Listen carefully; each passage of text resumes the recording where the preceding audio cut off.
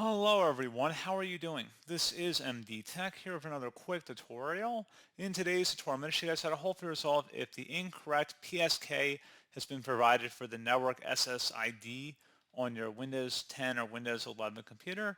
So when attempting to connect to a wireless router, Windows will create a new profile containing the network name, which is also known as an SSID. So basically, this information is used to connect to the network. And if you're having an incorrect PSK, which is a pre-shared key, which is provided for the network SSID, there's potentially a mismatch occurring. So this should hopefully be a pretty straightforward process here, guys. And without further ado, let's go ahead and jump right into it.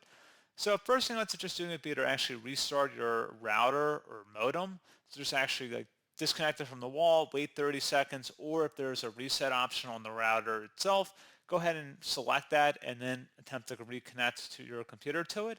So that's the first thing I would suggest doing.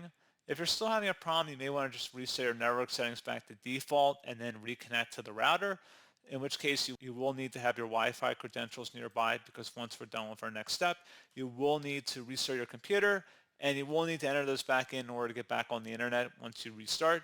So just keep that in mind. So we're going to go ahead and open up the search menu, type in network reset, best match, or come back with network reset. Go ahead and open that up. Should say that this will remove and then reinstall all of your network adapters and set other networking components back to their original settings. You might need to reinstall other networking software afterwards, such as VPN client software or virtual switches. Your PC will be restarted. Select reset now. Are you sure you want to reset your network settings? Select yes. You will be signed out within 5 minutes, so go ahead and just close out of here. And we're going to manually restart our computer at this time.